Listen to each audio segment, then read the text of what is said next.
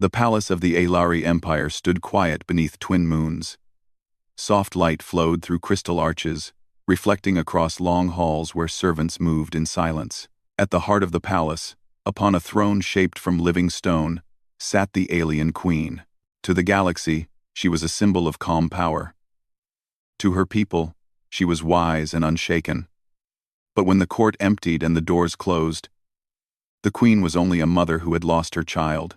Every year, on the same night, she dismissed all advisors and stood alone before a small memory shrine. It held a single image, faint and worn. A young alien girl with bright eyes and a shy smile, holding her mother's hand. Her daughter, lost 12 cycles ago. The girl had vanished during a sudden attack on a frontier colony. Chaos, alarms, fleeing ships. A single transport never made it out. Search fleets scoured nearby systems for years. Nothing was found. No signal, no remains. The council urged the queen to accept the loss. She never did. That night, the queen pressed her palm to the image, her voice barely a whisper. She did not pray. She simply hoped. Hope was the one thing even a ruler could not command. Far from the palace, far from comfort or ceremony, another world turned beneath a burning red sun. It was a rough planet, forgotten by most maps. Dust storms crossed broken plains, and old structures lay half-buried in sand. Few ships landed here unless they had no better choice. A lone human walked through the ruins. His armor was worn but clean, patched with care rather than pride. He carried no banners, no symbols of rank. Only a simple emblem on his shoulder marked him as human. His name was Elias Ward, though few asked for it anymore. He was a warrior, but not one who sought battles. He worked recovery jobs, escort missions, and rescues others considered impossible. Not because they paid well, but because someone had to go where hope had already given up. His current mission was simple. A faint distress signal had been detected weeks ago. Most assumed it was old. Elias did not. He moved carefully through broken corridors of an abandoned research outpost. Sand crunched under his boots.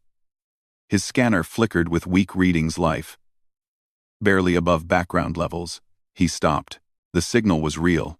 Behind a fallen door panel, he heard a sound, soft, not mechanical, a breath.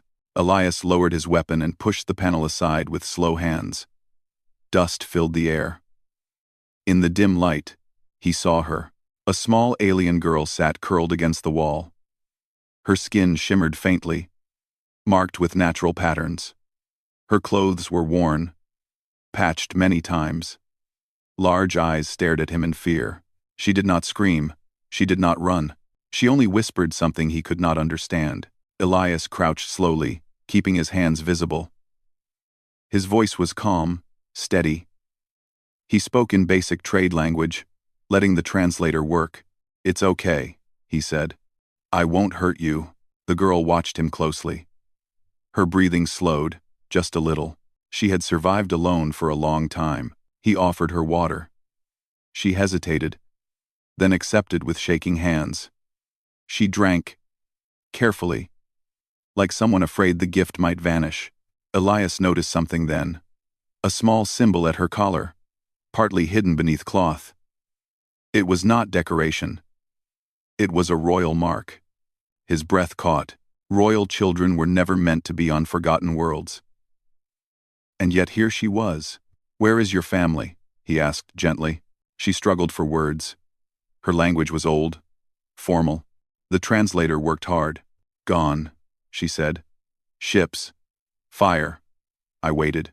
Something tightened in Elias's chest. He had seen many things in space. This was not the worst, but it was close. He knew the rules. He could report her location, call for pickup, walk away. He didn't. Instead, he removed his cloak and wrapped it around her shoulders. It was large, heavy, and smelled faintly of metal and travel. She held it like it was priceless. "You're coming with me," he said. "I'll keep you safe." She looked at him, eyes searching his face. Slowly, she nodded. As they left the ruins, Elias felt the weight of unseen eyes. This world was not as empty as it seemed. Signals traveled fast in dangerous places. If she was royal, others would come looking. The human ship lifted off hours later, engines humming steadily. Inside, the girl sat quietly, watching stars streak past the viewport. Elias set the ship on a cautious course. He did not go straight to known space. First, he needed answers. He reviewed old records, cross-checking royal marks with missing persons reports. One name surfaced again and again, buried deep in archived files. Aelari. Royal heir. Presumed lost. His hands tightened on the console. He had found the queen's daughter. Days passed. The girl spoke more now, sharing fragments of memory. A warm palace. Music. A voice that sang during storms. A mother with gentle eyes. Elias listened. He never interrupted. He also noticed how she watched him when she thought he wasn't looking, not with fear anymore, but with something like trust. That worried him. Trust was fragile. He had to be careful not to break it, but trouble was already moving. Unidentified ships began appearing on long-range scans. Not military, not traders, hunters. Someone else had heard whispers of a royal survivor. Elias changed course again, taking the long way through unstable routes others avoided. His ship took damage once, then again. Each time, he fixed it without complaint. The girl asked him once, "Why help me?" He thought before answering. "Because someone should," he said. She considered this carefully, then leaned against the wall and slept for the first time without fear. Light years away, inside the palace of the Aelari Empire, an intelligence officer stood before the queen. "There are rumors," the officer said carefully.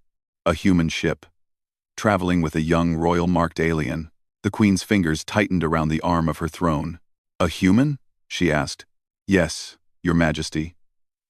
He avoids contact, takes dangerous paths. He is protecting her." Silence filled the chamber.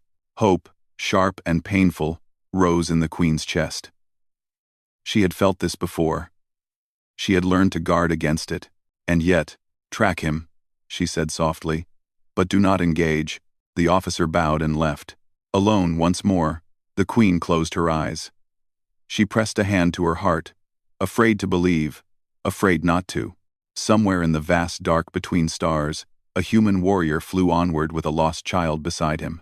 Neither knew it yet, but their journey was about to change the fate of worlds, and a mother was about to cry tears she had waited years to shed. The human ship moved quietly through a narrow stretch of space, where stars bent strangely, and navigation charts were unreliable. Elias Ward preferred routes like this. Dangerous paths kept careless travelers away, and right now, distance meant safety. Inside the ship, the alien girl sat strapped into a small seat beside the navigation console. She watched Elias with calm curiosity. Fear no longer shaped her every movement, but she still stayed close, as if the space beyond the ship might reach out and take her again. Elias checked the scanners for the third time in an hour. Long-range readings showed faint energy trails. Someone was following, but keeping their distance. He did not tell the girl. Instead, he handed her a small food pack. She studied it carefully before eating, her movements slow and polite. Elias noticed how careful she was with everything, like someone who had learned that waste could mean loss. "Does space always look like this?" she asked quietly. "Depends where you are," Elias said. "Some places are bright, some are dark, most are just empty." She thought about that. "Empty can be safe," she said. He smiled faintly. Sometimes, as hours passed, she spoke more, not in long stories, but small pieces. She remembered hiding under seats while alarms sounded. She remembered strangers arguing in sharp voices. Then silence, long silence. Elias listened without asking for details she was not ready to give. He had learned long ago that listening mattered more than questions. Eventually, she asked, "Are all humans like you?" He paused before answering. "No," he said honestly. "But enough are." That seemed to comfort her. Outside the ship, shadows moved. 3 vessels emerged from a distant star's glare. Their shapes were wrong for peaceful travel. They did not broadcast identification. They followed at the edge of detection, patient and waiting. Hunters. Elias rerouted power to the engines and changed direction sharply. The ship shuddered but held together. The girl grabbed the edge of her seat, eyes wide. "Hold tight," Elias said calmly. The pursuing ships adjusted course immediately. They had confirmed their target. Elias guided his ship into a dense asteroid field, rocks tumbling slowly like sleeping giants. The human vessel slipped between them with careful control. The hunters followed, less careful, relying on speed over skill. A sharp vibration ran through the ship as debris scraped the hull. The girl looked at Elias. "Are we in danger?" "Yes," he said simply.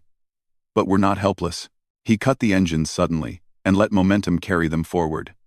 The ship drifted silently behind a massive rock. One hunter passed close, sensors sweeping empty space. The girl held her breath. The second ship was not as patient. It clipped an asteroid and spun away, losing control. The third paused, then retreated, unwilling to risk further damage. Minutes passed. Then silence. Elias restarted the engines slowly. The girl let out a shaky breath. She looked at him, eyes wide with something new. "You were not afraid," she said. "I was," Elias replied. "I just didn't let it decide for me." She nodded, storing the words carefully. Days later, they reached a quiet system near the edge of known space. Elias brought the ship into orbit around a calm blue planet and shut down most systems. "Why stop?" the girl asked. "To rest," he said, "and to think." He needed to contact the Aelari Empire soon. Every delay increased the risk. But calling attention too early could draw more hunters. The girl sat beside him as he reviewed data logs. She traced the royal mark at her collar without realizing it. "That symbol," Elias said gently. "It means you belong to someone important." She looked down. "I think I belong to my mother." "You still do." Her eyes filled, but she did not cry. "What if she forgot me?" Elias turned toward her fully. "A mother like that doesn't forget." Far away, inside the Aelari palace, the queen stood before a wide star map. Light from distant systems reflected in her eyes. Reports had confirmed it. A human ship. A royal mark. The age matched. The probability was no longer small. Her advisors argued quietly behind her. Some warned of deception. Others feared a trap meant to weaken the throne. The queen raised her hand, and silence fell. "If this is a lie," she said, "then it is a cruel one." She placed her palm against the glowing map. A single moving point represented the human ship. "And if it is truth," she continued softly, "then the galaxy has been holding my child for too long." She ordered a small escort fleet to prepare. Not for battle, for welcome. Back aboard the human ship, Elias finally sent a coded message through secure channels. It was short, precise, respectful. He identified himself. He stated his findings. He requested safe passage. The response did not come immediately. The girl watched him anxiously. "Did they answer?" "Not yet," he said. Hours passed. Then the console chimed. Elias read the message carefully. His shoulders relaxed. "They know," he said. "They want us to come home." The word home made the girl's breath catch. She leaned forward, staring at the stars ahead. "What if they are angry with you?" she asked. Elias considered this. "Then I will explain. And if they don't listen, then I will stand my ground." She studied his face, then reached out and held his sleeve lightly. It was a small gesture, but it carried weight. "I'm glad you found me," she said.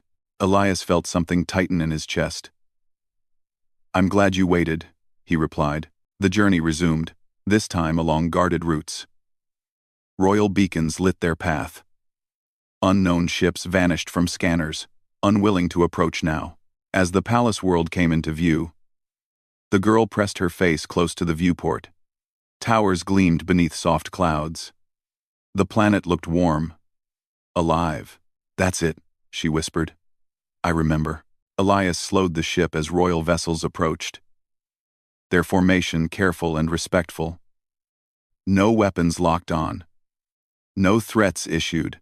Only escort. Inside the palace hangar, the queen waited. She stood tall, but her hands trembled slightly.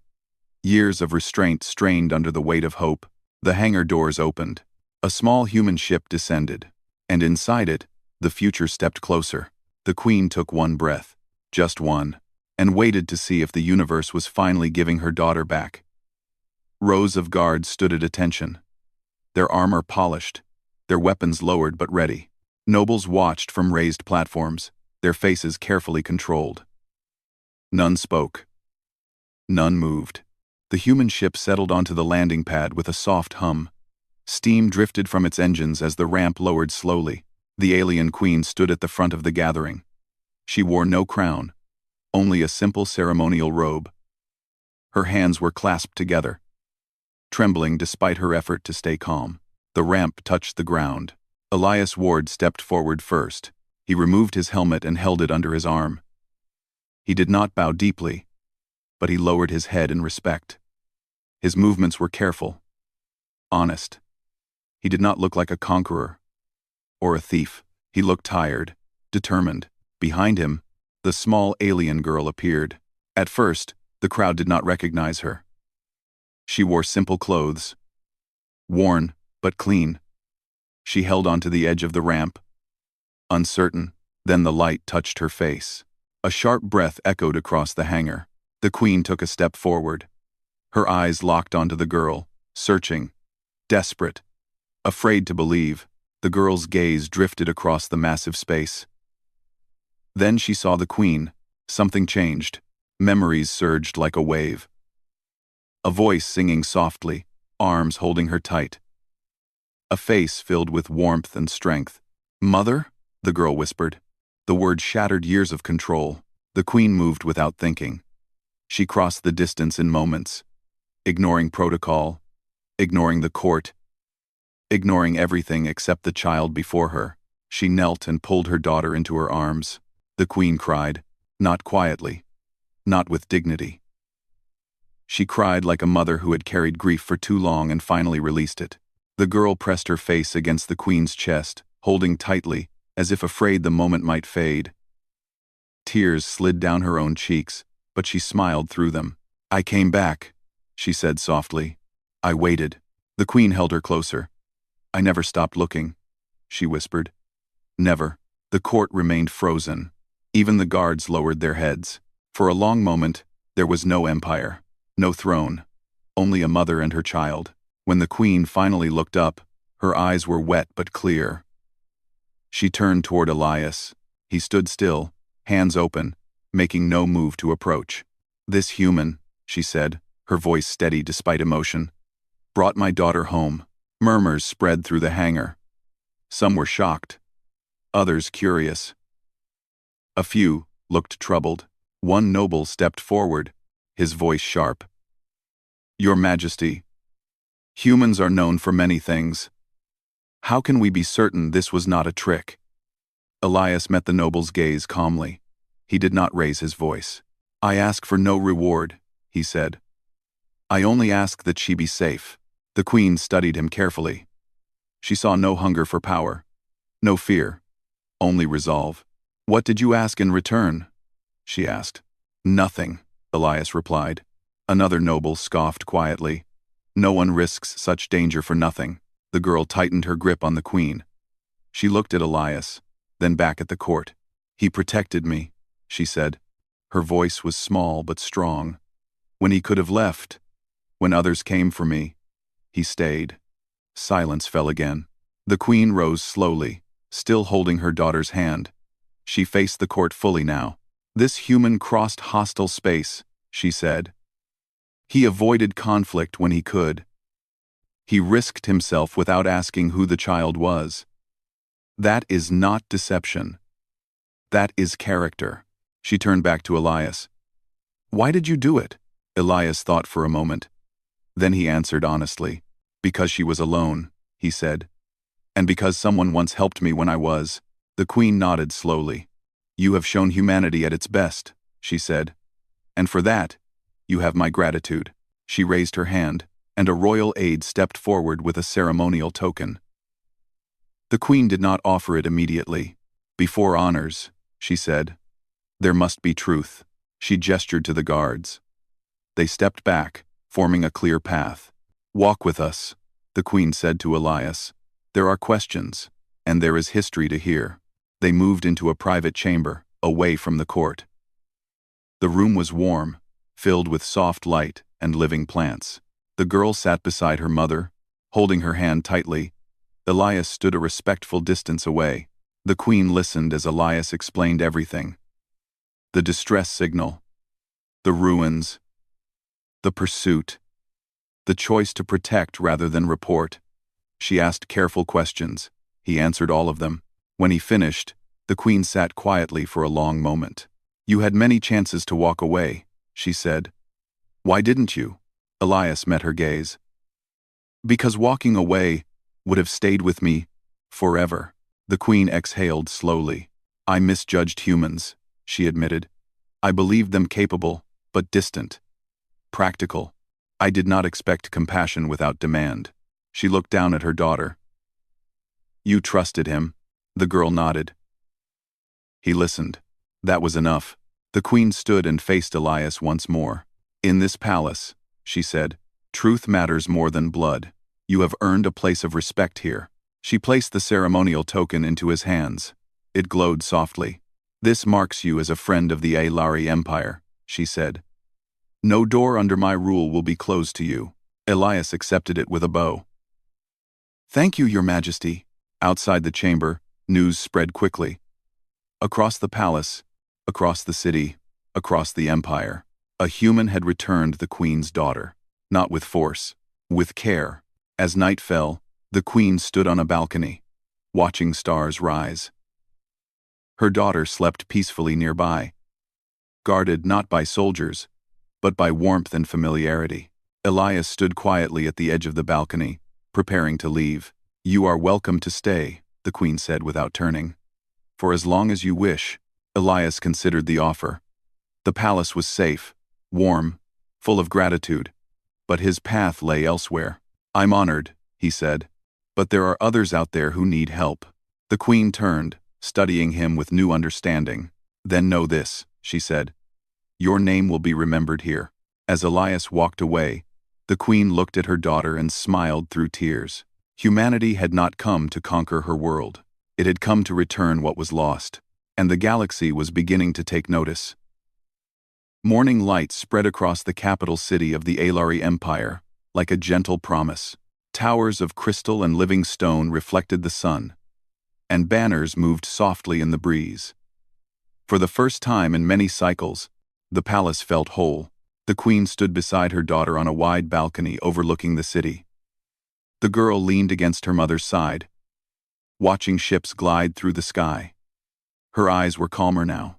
The fear that once lived in them had begun to fade. "You are safe," the queen said softly, brushing her fingers through her daughter's hair. "You will always be safe." The girl nodded, though she still glanced toward the hangar far below, where a small human ship waited. "He will leave soon," she said. "Yes," the queen replied, "but what he gave us will remain." Inside the palace, preparations were underway. Not for a parade or a show of power, but for a gathering of truth. The queen had summoned ambassadors, council members, and representatives from nearby systems. Word of what had happened had traveled fast. A lost heir had returned, and a human had brought her home. Elias Ward stood near his ship, checking systems one final time. The token given to him rested securely at his side. He had never carried something like it before, not because it was valuable, but because of what it meant. A guard approached him, respectful and unarmed. "The queen requests your presence." Elias nodded and followed. The great hall was full, yet quiet. Delegates from many species stood together, watching as the queen entered with her daughter. The girl walked confidently now, her steps steady. Elias took his place a short distance away. The queen raised her hand. "Today," she said, "we speak of what matters." She told the story from the beginning, of loss, of silence, of years without answers. She spoke of the ruins, the distress signal, and the human who chose to protect rather than profit. She did not exaggerate. She did not soften the truth. "When my daughter was lost," she said, "many searched, Many failed. Some stopped caring. This human did not stop. She turned toward Elias. He asked for nothing. He demanded nothing. He simply did what was right. The room remained still. One ambassador stepped forward. Does this mean the Aolari Empire now favors humanity? The queen met the question calmly. It means we recognize character when we see it. She placed a hand on her daughter's shoulder. This child's life is worth more than politics. Anyone who returned her safely would be honored. That it was a human matters only because it shows who they can be. Murmurs spread through the hall, thoughtful rather than fearful. The queen continued. From this day forward, humanity is recognized as a trusted people under Alari protection. Not because of strength, but because of honor. The declaration echoed far beyond the palace. Elias felt a strange weight lift from his chest. He had not planned to change anything beyond one life. But one life had been enough. After the gathering, the queen approached him privately. The girl followed, holding her mother's hand. You will leave today, the queen said. Yes, Elias replied. The girl looked up at him. Will you come back? Elias knelt so they were at eye level. If you ever need me, he said. I'll listen. She smiled, then surprised him by stepping forward and hugging him tightly. It was brief, but full of meaning. Thank you for waiting with me, she said. Elias placed a gentle hand on her shoulder. Thank you for trusting me. The queen watched quietly, her expression soft. You have given me back my child, she said. No gift can match that. But know this, my empire stands with you. Elias bowed his head. That's more than enough. As he walked back toward his ship, servants and guards stepped aside without being told. Some inclined their heads. Others placed hands over their hearts in respect. The hangar doors opened. Before the ramp closed, the queen's daughter ran forward one last time and waved. Elias raised his hand in return. The ship lifted smoothly and turned toward open space. From the balcony, the queen watched it go. She did not cry this time. Her tears had already fallen. What remained was gratitude. In the days that followed, stories spread across the galaxy. Not of conquest or destruction, but of a human who crossed dangerous space to return a child to her mother. Human ships began receiving different greetings at ports once closed to them. Suspicion softened, conversations changed. On distant worlds, parents told their children a new kind of story. Not about fear of humans, but about courage that did not ask for praise. Elias continued his work. He answered distress calls. He walked into places others avoided. But now, when people asked why he did it, he had a clearer answer. Because one choice can echo across stars. Back on the palace world, the queen stood beside her daughter as the sun set. The girl laughed as soft lights appeared across the city. The stars feel kinder now, the girl said. The queen smiled. They always were. We just forgot to look closely. High above, a human ship vanished into the dark. And far across the galaxy, humanity was no longer just another species among many. It was remembered as the one that brought a daughter home.